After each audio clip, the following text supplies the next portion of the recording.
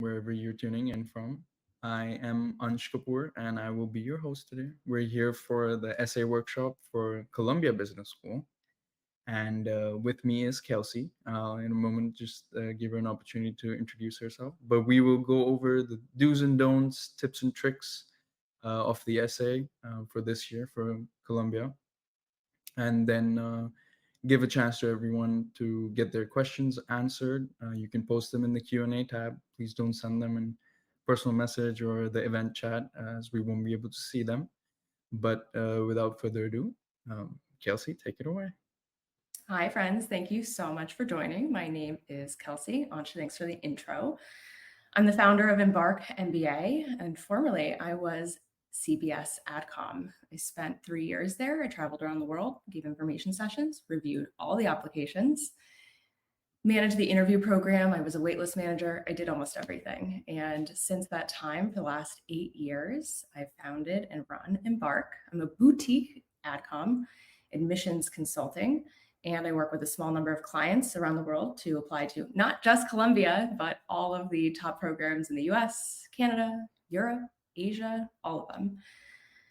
Today, I have chosen a set of real essays from a client. Thank you, client. And we're going to show the before, the first version that they submitted to me, and then the after. And so I wouldn't want to just take one essay and show you what was wrong with it, because then you don't learn, you don't see the magic that can happen with your essays. So we'll be walking through the first version and the second version of all 3 Columbia essays.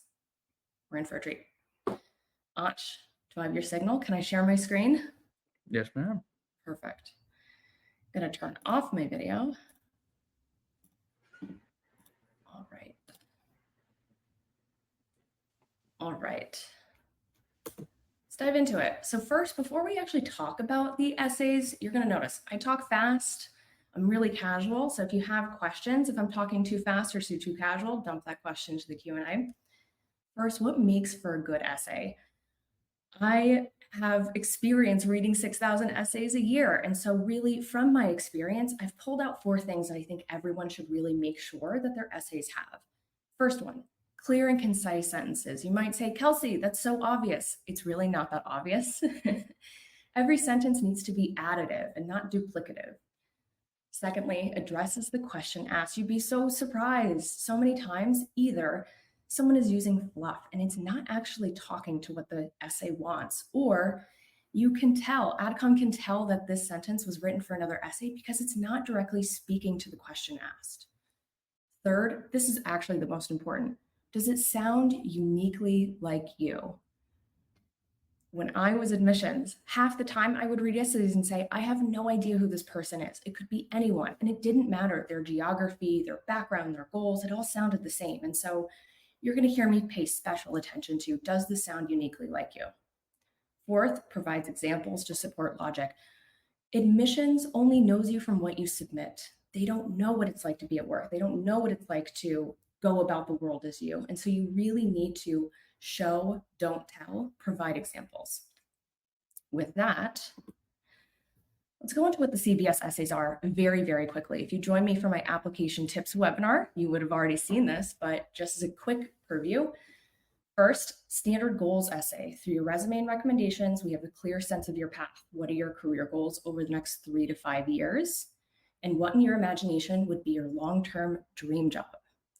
Second, it is their PPIL essay question. It is mostly the same as last year's with a small difference. Describe a time or a situation where you utilize one of the 5 skills. I bolded them up top. The actions you took and the outcome. And then they added something new this year. Alternatively, if you can't do that, share a specific example of how you made a team more collaborative or fostered a greater sense of community. That one's new, that's why it's asterisked. The third, how would you co-create your optimal MBA experience at Columbia? This is a why Columbia question. And then fourth, the optional. I'm not going to be covering the optional essay. These are deeply personal. So we'll focus on the main 3.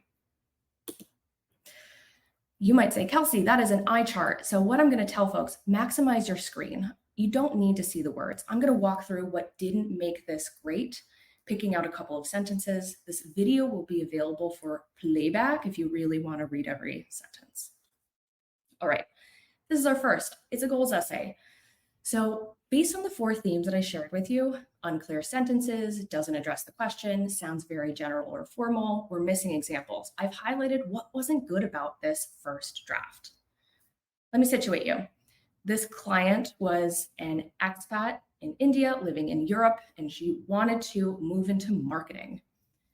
With that, really, she opens with talking about her experience at company. I've been at a company for 4 years. I've become a subject matter expert within its environment. Well, that's already a miss. Show, don't tell. Where are you a subject matter expert? What skills do you have?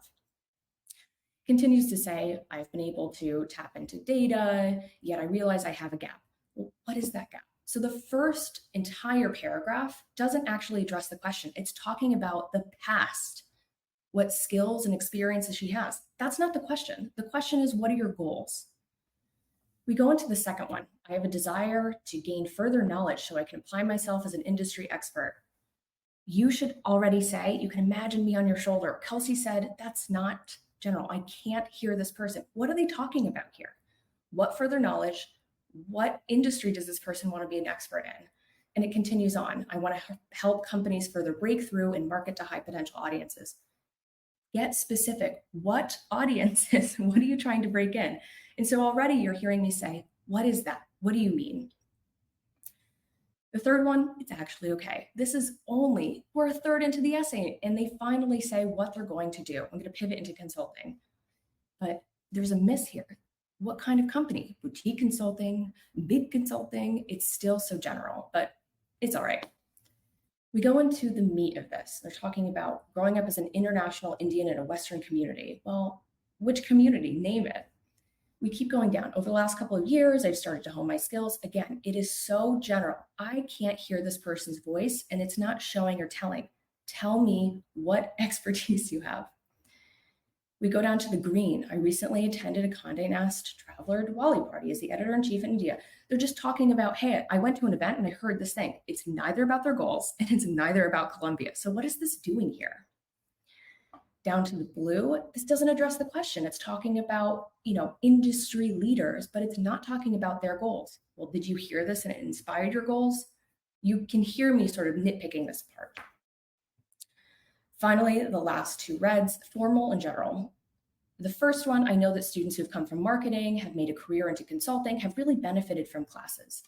This is general. It's not talking about, well, do they want to follow a similar path? If not, it's really just not unique to them, and they're just sort of name dropping. You shouldn't be doing that. And then the last one, I know there's a vast network of CBS alumni currently working at McKinsey, and that McKinsey actively engages with the CBS community. 2 things here. This person actually never says they want to work at McKinsey. I guess they're sort of doing this here. And the second thing, they're just saying, I know from experience. Well, how do you know that? If you are someone who loves Columbia and have been to events, this is how you should be positioning it instead. So anyway, the TLDR on this, there's a lot of questions and they're just not putting out the logic. And finally, there's only 1 paragraph really where they say, what are your goals over the next 3 to 5 years? And then there's just 1 sentence down here where it says what they want to do long-term. They want to be a CMO at a luxury brand. Okay, enough tearing this apart. Let's go to the after. Oh, beautiful. Already you're seeing how condensed it is because every sentence speaks to what they want to do. The opener is personal, growing up as an international Indian in an expat community. It is actually said here, but for privacy reasons, I've taken it out. He said the rare ads I did see were outdated and stereotypical, only featuring women in traditional saris set against rural backdrops. They're showing it. If I were AdCom reading this, I would know exactly what they're talking about. They're seeing that traditional marketing is problematic. I already know what this person cares about. Then we go down into the research. India is a top 5 retail market at 1.3 trillion. You see here in the purple that they've done research. They truly understand in their mind what the problem is and what the opportunity is. And so they're pulling out, this is what I want to go after, that there is huge market potential. To support my long-term ambition, I will pivot to consulting at a firm such as Bain, McKinsey, or BCG. I know exactly what this person's going for. Here I'll work across core client pillars to become an industry expert across sales, growth, and marketing. That was completely missing from the other one. I know what this person's going to do. I can imagine their job function. After 4 years, I will learn how to launch disruptive, innovative, and inclusive marketing campaigns. Oh, now we're seeing that they want inclusivity a part of this. All these threads are finally being brought together to understand what this person's North Star is. This large purple paragraph, chock full of examples, folks. They are taking a look at CBS's curriculum and saying, I have gaps, but I'm going to plug them in specific ways. CBS courses like digital marketing will provide a systematic understanding of social media, blah, blah, blah. See how this person says, CBS specific, this is what it teaches, this is how it'll mitigate my gaps and set me up for success. It is a logical, specific, and concrete way that they will step towards this. Finally, we wrap up, and this is where they cover their long-term dream job, CMO of a global Indo-Western brand. It is specific, it is concrete, it is clear, and they continue to nail in why Columbia will actually help them step into that. That's the first essay. If you have questions about the first essay, you can drop them into the question, but I'm going to move on to essay number 2. Essay number 2, probably a little easier to read because it's only 250 words. With this one, really, it's just not giving you much. The first one, my senior leaders tap me to lead diversity activities. We're opening up with, look how great I am. But we're not seeing, well, what's the problem? This essay is, when was there a problem? How did you mitigate it? And how did you speak to making things more inclusive or mitigating bias? Well, we're opening up, not even answering the question. I've been known as someone who's inclusive, who seeks to include people no matter what. Well, that is general. It is not speaking to the question. It's just not helpful. Then we go into a time where they were asked to speak to refugees. The person didn't feel like they had the qualifications, blah, blah, blah. Again, I'm not seeing the issue here or really what they did. We go down to purple. I realized that what I needed to do was to listen, to share my experiences and give her insight into my responsibilities and just really essentially give this person time. That's lovely. And it's not showing what you actually did. Giving someone time, I'm sure no doubt was impactful and really, really helpful, but did they grab coffee? Did they shadow them? Again, this is a classic thing of it's missing examples of the actions you took. And then finally, down here, it's just so general. Giving her time to ask the question, setting up recurring 15 minutes, really that should have been in the preceding paragraph. A huge learning for me is that in order to make an impact, I didn't have to have a hand in her role. I just needed to give her some of my time. Well, that's repetitive. It sounds very general. And I just don't understand which of the 5 core things this person was actually trying to attack. And also, it kind of, from this example, just sounds like she was told to do this. So this example is not strong. Let's go to the after. So I advise this client, we need to step back and choose a different topic. What were times where she really changed the culture? Because it really seemed like that was something from her first essay, from talking to her, that was really core to her. What did she care about? She opens up with a particular insight. Should we go for a drink? The team engagement has long been a key ingredient to create collaborative, blah, blah, blah, blah, blah. But the problem is drinking was the main way our department built community, and that wasn't inclusive. She set the tone. I immediately see the problem, and I understand that she's going after inclusivity. The lads in the team were excited about leadership-funded beers, but I noticed a few things. Not all team members joined us. We're setting this up. The team environment, the team activities are not inclusive. So we already understand the problem statement here. To solve this, I created a colleague engagement network, bringing in 8 participants, blah, blah, blah, blah, blah. And then she goes into our team of 30 consisted of men, women, Gen Z, millennials, commuters, Muslims, Christians, Hindus. She is immediately, you can imagine this in your brain, how diverse this is. And you can immediately see, and she's doing this implicitly, how big of a problem this is, right? If the only team activity is drinking across all these people, well, that's not quite inclusive. Again, it's show, don't tell here.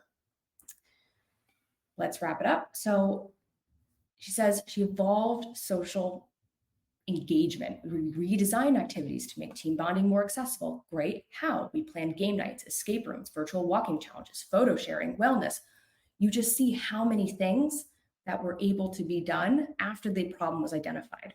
For the first team ever, calendar had different categories, blah, blah, blah, blah, blah. And then she wraps it up. Out of 10 events, 9 were non-drinking related, encouraging a cohesive and inclusive team environment. And it led to people feeling confident and supporting. This, I hope you can see what a difference this is. I understand the problem. I understand specifically what this person did and what it resulted in. It is the so what. 90% of the events were now non-drinking related. Metrics are universal. I encourage everyone in this to put metrics. How many people did this impact? How many events? What was the turnaround? So this is a great example of it's concrete, it's clear, there's examples, and it kind of sounds like them. You're not going to see the word lad in too many essays. You don't have to do that, but she wanted to. Let's go to the third. As a reminder, this is sort of like why Columbia, how will you co-create your optimal CBS experience over many things. So this is kind of the same essay they've had kind of forever for the last 10 years, and they've changed it slightly. They really want you to talk about, what do you know about Columbia? How are you going to show up and not just maintain the level of student engagement? How are you going to add to it in your own way? So this before, from speaking to existing students and alumni, I have been fortunate to understand the power of the CBS community. Friends, that's such a bad sentence. What is the power in their estimation? Who did you talk to? How many people did you talk to? There's already so many questions. When I attended a Columbia Women in Business event, I was immediately inspired by the community of women. That is so, well, not only does it not address the question, but it is so formal. You don't talk like that. This person was truly not that formal. When I read, I loved when I could hear someone's voice. In this, it feels so stodgy. I was immediately inspired. Come on, don't write things like that, friends. When we keep going down, I would love to join Columbia and be a lead on the board of QUIB. And she's talking about Columbia Women in Business. In particular, the vice president of conference appeals to me. Columbia doesn't really care what appeals to you. They want to see why you're interested in that. And so this is one, incredibly general, but you're missing the next step. Why does it appeal to you? Here we go down to just more general. I would love to design activities tailored towards the needs of Columbia. Well, I don't know about that. For example, being an international Indian myself, I'd love to raise more awareness and bring in speakers. What are you raising awareness about? What kind of speakers are you bringing in? Again, it's just so much of you're not demonstrating to Columbia that you've done the research and you know what your path is going to be there. We follow up with my goals to be challenged and to add to my own skill set, very general, with the goal to recruit and go into consulting to enable me to build a solid foundation across all aspects of business. Do you know how many people could write this sentence and it would be applicable to them? Thousands. And so the issue with this one is, one, it's unclear because we don't know, well, what is the skill set that you're bringing? Two, to build a solid foundation across all aspects of the business lifestyle. Well, I thought you said you wanted to go into consulting. And so there's just so many things that I can pick apart here that it's not helpful. I don't read this and say, I know it's uniquely this person. All right, enough ragging on this one. Let's go to this one. Okay, this is the after. You're going to see how much more impactful this is. And that when you read this, at least in my thought, only this person could have written this essay, which is why it's beautiful. We open up with such a clear sentence. I will co-create my CBS experience across marketing, women-focused leadership groups, and the New York City location. She's already pulling out 3 things that are the most important to her. It addresses the question. It is clear. I know what I'm about to read. Second question, I'll leverage my experience running colleague engagement networks to become the VP of conferences. She linked her prior experience, why she's interested in that, into what that's going to look like at Columbia. Love that. The Marketing Association of Columbia, MAC. That didn't appear in the first one. So we already know this person knows that there is an entire professional club devoted to that. And then they say, I'm going to fold in my company New York headquarters to introduce classmates interested. She's saying, this is how I'm going to add to Columbia. I'm going to bring my network in. Not everyone can say this, but this is a way that they thought I can add to the Columbia experience. I'll leverage the Management Consulting Association for tips and tricks on navigating recruiting. So this is not only saying, hey, I know that that club exists, that I know that I have a gap there, but this is how I'm going to plot my path.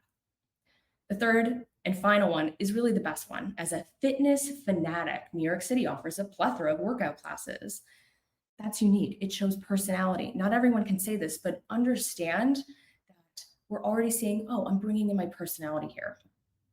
I'm excited to transition from their city workout boot camp ambassador. This was the title this person had, to become the New York ambassador. And then separately, I can't wait to organize health and wellness club group outings and discounted classes. Again, she's hearkening back to the thing that she actually really enjoys and wants to bring to Columbia. I'm also excited to finally try Sweet Green and make it my regular lunch spot. This person loved Sweet Green. And it was like one of the first things I learned about her in our free consult call. And I was like, that's so unique, and didn't have it where she was. See, it's about bringing in your personality. See what I mean when I said it is uniquely this person, only this person could have read. And so folks, when you're hopefully finalizing your essays, now that we're in mid-August, do the following things. Imagine I'm sitting on your shoulder. If I can say, but what do you mean? But what do you mean? You need to get more specific. Read the sentences. If someone else could write that sentence, it's probably not strong enough. Can someone else say the same thing? If you're interested in finance, well, I'm interested in finance. Why? Or what are you interested in specifically? And then finally, try to imagine that your AdCom only sees what you have on the page, that you've represented yourself. If you are providing the logic like this person did, just for an example, she's laying the groundwork that I love fitness, I am into fitness, that's why I'm going to bring it. Imagine instead they said, well, I just can't wait to organize health and wellness group outings. She's contextualized it so that only this person could have written it. You immediately get that this person is fun, likes people, all the things that business schools want to see. Anyway, okay. You can tell I'm a really big fan of this essay, not just because I helped write it. All right, that is the end of all three essays. Ansh, we got questions? Yes.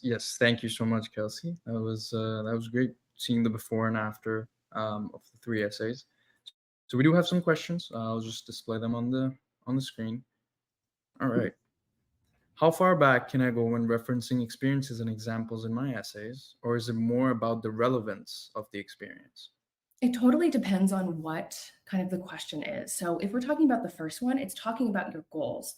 If you have something, say 4 years ago, an experience that like maybe is related, like one time I did this project and it's informed my goals now, that's okay. Potentially, like I'd be maybe on board with that.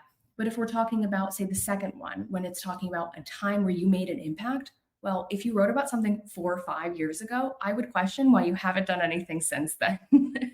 And so it's not necessarily about the quality, but it's more about what would AdCom think.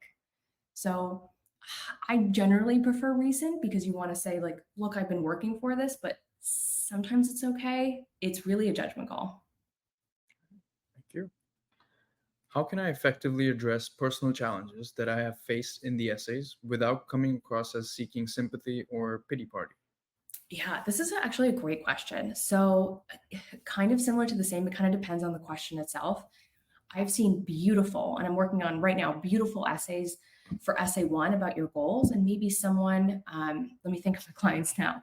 They faced maybe an injury, and that's maybe informed like the challenges that they saw or the gaps that they saw in the healthcare industry. And since then, they've researched it or gotten closer to that. So it's stemming from a personal, but there's still professional around it. Not everyone can do that, but that's a nice way that it's not a pity party. It's a matter of fact. I had this challenge, I saw the gap. If we move into more like potentially like an optional, I know we didn't talk about that, but I'll touch on it now. Optional essays are a way for you to mitigate something that admissions might have a question on or might not be addressed. Let's say you did poorly in undergrad because of a personal circumstance. My advice, very matter of fact, you don't make excuses, you don't give extra fluff around it. For example, I have many clients who need to work full-time during undergrad to support themselves or their family. We say it like that. Because of my family's difficulty or financial struggles, I had to work 40 hours a week for 3 years. That adversely impacted my GPA. It's very, very simple and matter of fact.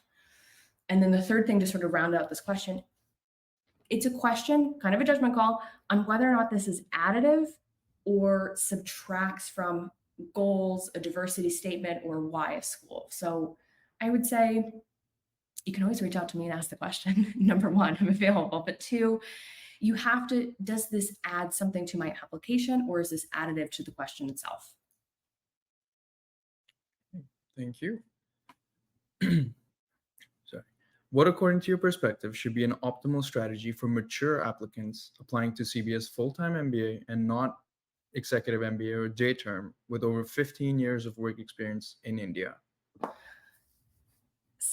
Mature applicants were some of my favorites when I was at Columbia.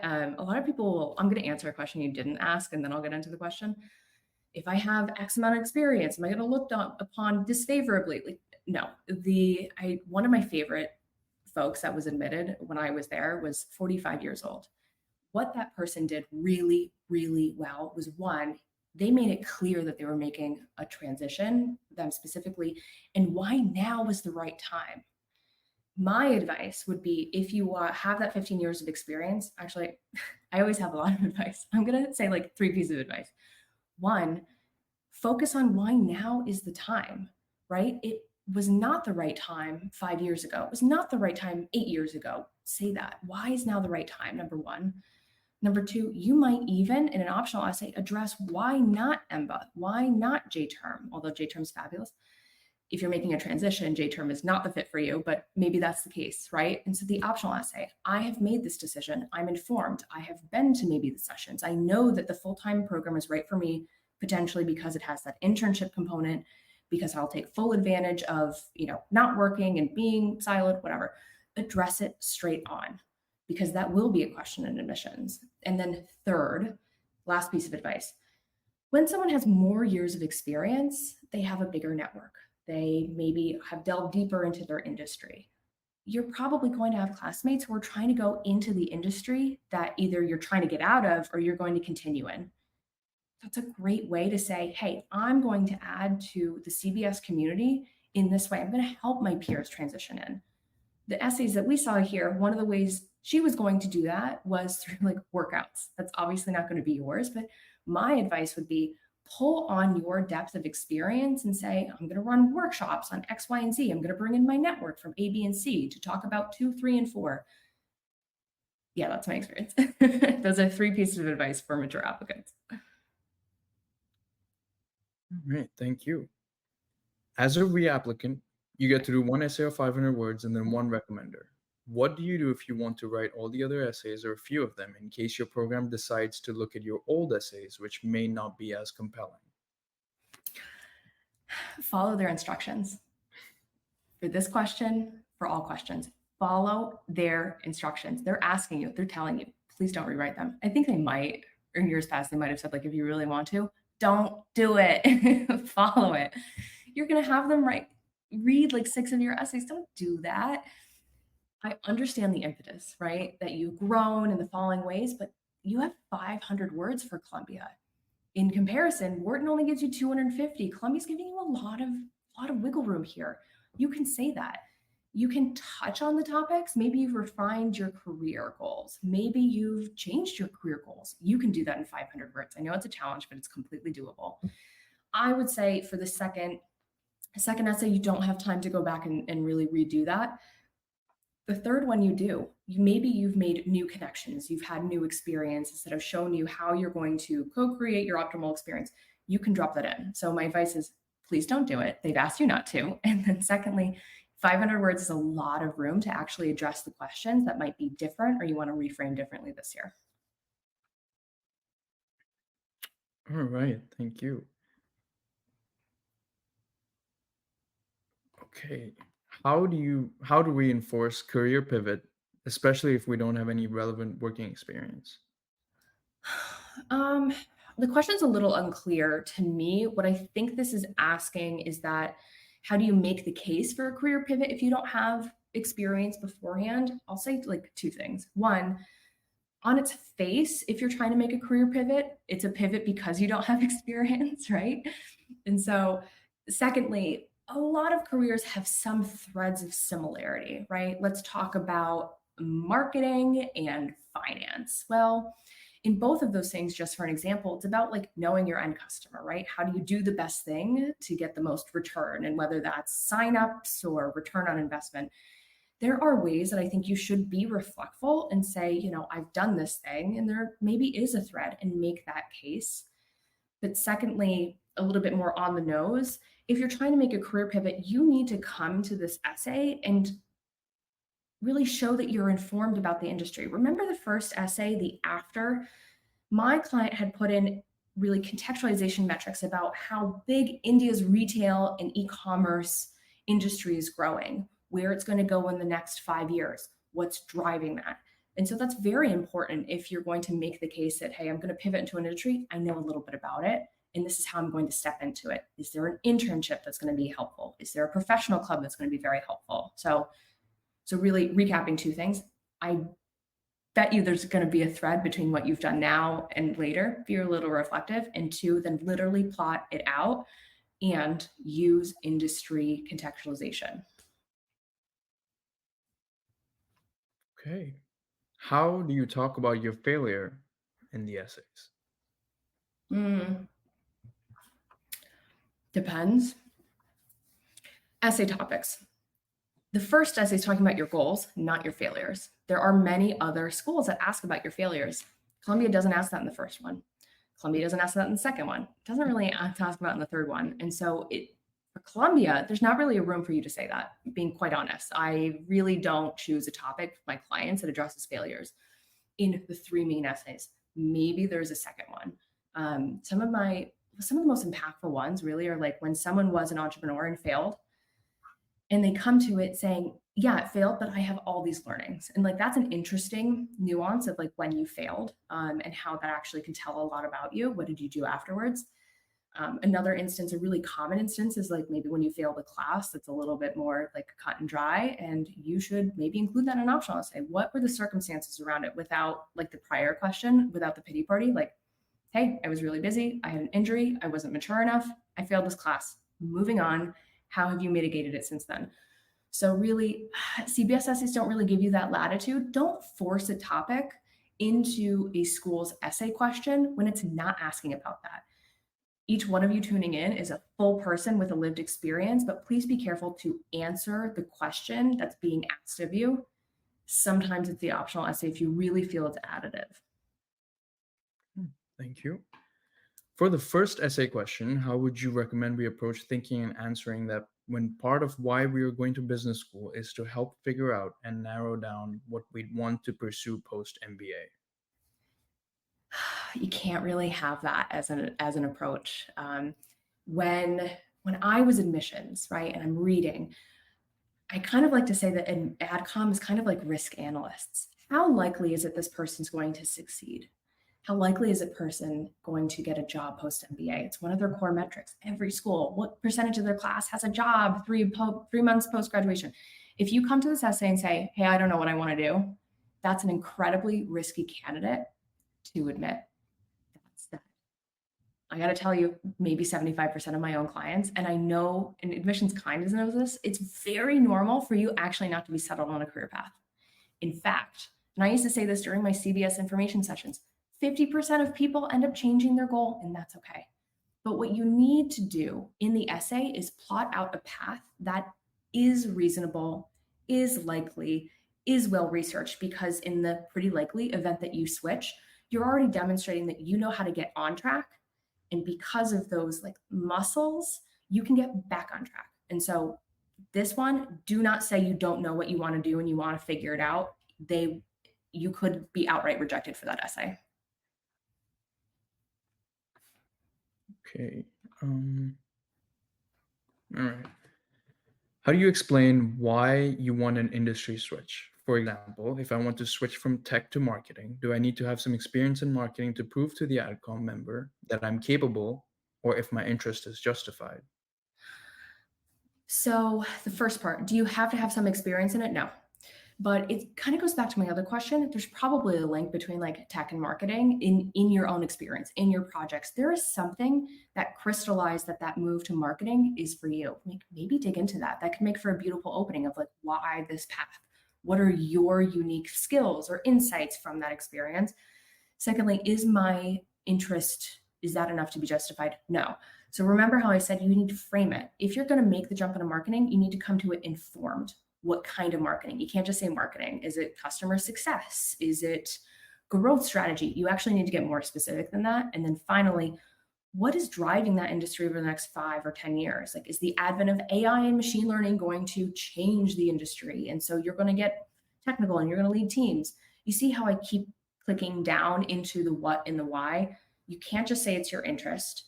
No, you don't need prior experience, but you need to really come to the table saying, I know what I'm going to do specifically. I understand what the market is doing and how it's going to change. That's how you come to it and say, Columbia or another school, this is how I will uniquely fit into that. Perfect. Is it okay to include activities that have started recently, say within the last 2 months, or could that come across to AdCom as the activity was only started for the application? Yeah, that one's like kind of a controversial topic. I have a lot of friends who are also consultants, MBA consultants. This one's controversial, let me tell you. My personal thing is it depends. From other folks, my friends, you're going to hear like, do not do it. Kind of depends. If you all of a sudden, actually, I'm going to back up. I feel very passionate about this. Extracurriculars, what counts? I find that a lot of people come to it and say, I must be on a board, I must volunteer, I must work at a soup kitchen. That's not everybody's thing. And if it's not yours, no judgment, first of all. But two, don't start building the houses for Habitat for Humanity if you don't want to do that. Spend your time elsewhere. If you really love music, maybe it's a local music festival. Maybe you're a DJ. I've seen that so recently over the last couple of years. It's cool. But like maybe it's the DJ thing. So number one, pick extracurriculars that you actually care about. If you're happy and fulfilled doing something, that comes across in an application. Number one. Okay, let me get to the question. If you start something within the last 2 months, well, what is it? Did you take up needlepoint? Did you take up painting? Well, that's actually cool. But if you all of a sudden jump into like volunteering, honestly, it's going to look a little suspicious. The question in my mind was like, why now? Why in the middle of preparing for MBA applications did this person magically have time to start doing this? So think about the optics of it. I'm not telling you not to start a hobby or a new thing if it's the right time for you, but it can look a little suspicious. I would say if it's something that like it's a hobby, you started skiing, you're not going to start skiing in the middle of summer. That's a bad example. But if you started DJing, like maybe that's a little bit more.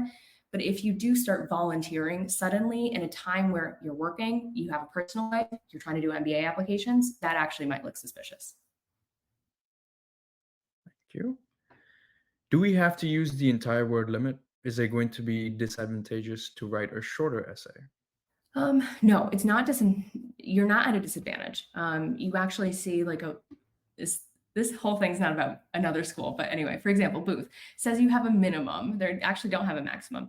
For Columbia, you don't need to use every word, but the goals essay is really the time where they give you 500 words. I'd kind of be hard pressed to read a full and comprehensive essay that is 300 words. Is it possible? Absolutely.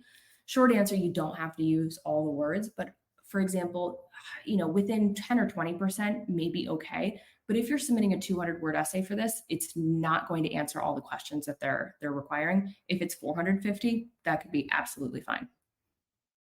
Okay, thank you.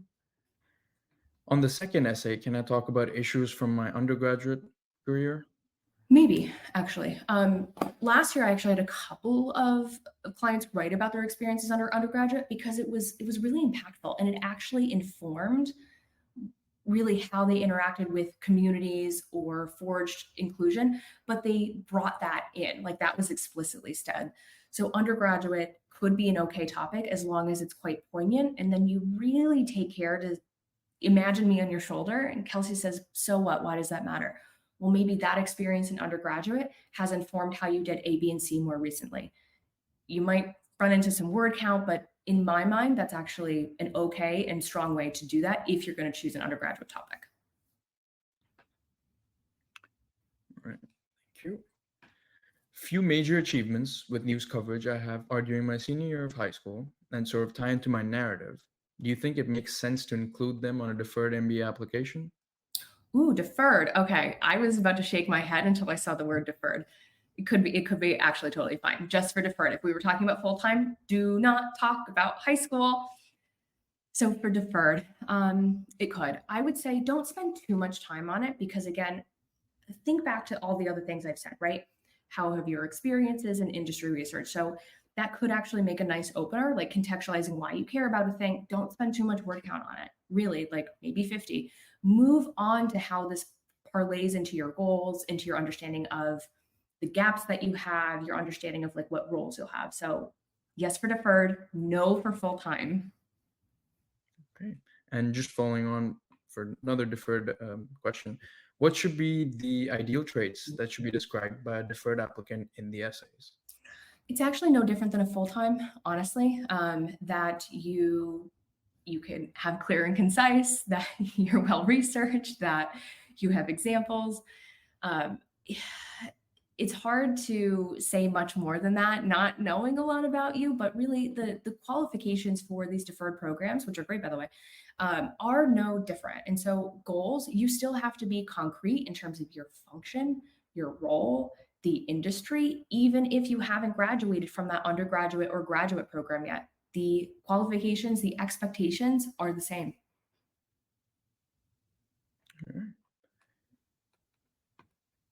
How can we still increase our chances with an essay even after having a low GMAT score?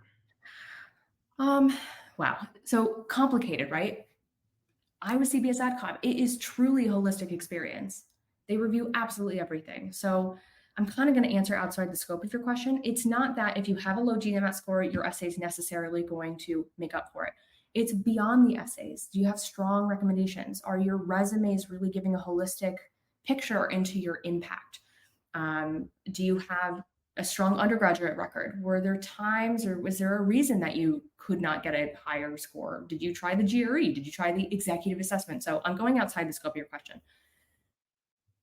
Every piece of advice that I've given here, and hopefully it's been good advice, is really how to craft strong essays. And it's not about you need to have different essays than someone who has a strong GMAT score. Instead, actually, the last thing I'll say is utilize the optional essay. Is there a reason? Is there something else that you can point to in your professional record that you have strong quant skills or strong verbal skills? So for you and anybody else tuning in, optional essays a nice way, but you shouldn't approach the essays differently regardless of your scores, regardless of your goals, regardless of anything. Thank you. What would be the best way to offset being held back a year in university beyond the additional essay? It depends on the circumstances. And I've had clients who have had a myriad of circumstances. Maybe they failed, maybe it was a disciplinary action. And so, as long as you address like what that thing was, the answer to this is no different, maybe than my other one. It's, well, how have you grown since then? Do you have the strong score, strong professional experience? And so, it's sort of like, what else is the holistic picture of you? While nodding to, well, what was the issue? How have you grown past it? How have you mitigated it? How have you, blah, blah, blah. So kind of the same advice, but do make sure to understand and contextualize what the reason was. Okay. Mm. If an essay is detected for plagiarism or seems to be AI generated, how does the admissions committee typically respond? Additionally, how do admin consultants manage to work with hundreds of clients without repeating content?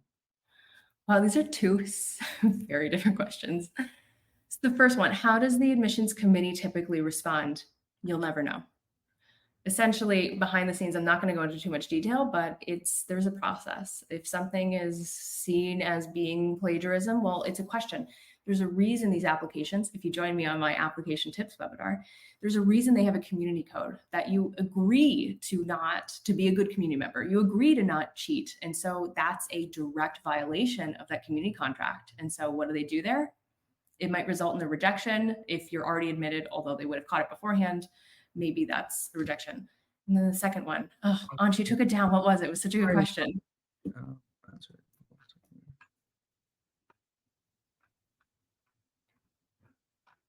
What was Oh, it? additionally, how do admin consultants manage to work with hundreds of clients without repeating content? It kind of depends. So let me speak from my own experience because I'm just representing myself. I don't hire anybody because I want my own process. If you have a really good consultant, they take the time to understand you within your own context. You should have many conversations around what have you done? Why have you done it? They need to know you as a person. I am not an essay editor. I need to be a partner. I am not checking your grammar and spelling. I'm seeing, does this sound uniquely like, let's pretend Ansh is my client. Does this sound like Ansh? Could this sound like someone else? And so it's really the quality of the person. Now, are people broadly, do they have the same goals? They can, but is it for the same reason? Did they pull out the right metrics? And so a good admissions consultant really needs to take you within your own context and spend time knowing you. And so for those of you who are looking to get an admissions consultant, spend time on those free consults and question, is this person taking the time to get to know me? Are we vibing, as the kids say? And then the second thing, just very quickly, is a good consultant will be really harsh on you. Is this person who will be a cheerleader for you? And will I enjoy getting really tough feedback from this person? So that's my 2 cents. Okay, all great answers. Great. Thank you so much for going through the whole content and answering questions. I'm sure everyone really appreciated it. I know I did. We are at the end of the session, and thank you everyone for joining. The sessions are recorded. They will be available to view until August 15th. And Kelsey, I'll let you finish up. Very good. Thanks, friends, for joining. Hopefully, some of what I said is very helpful. Remember, think of me on your shoulder and saying, what else? If you want to chat more, you can go to my website and send me a note. It's at embarkmba.com. Thanks so much. And thank you, Anj. Yeah, thank you. Goodbye, everyone. Bye.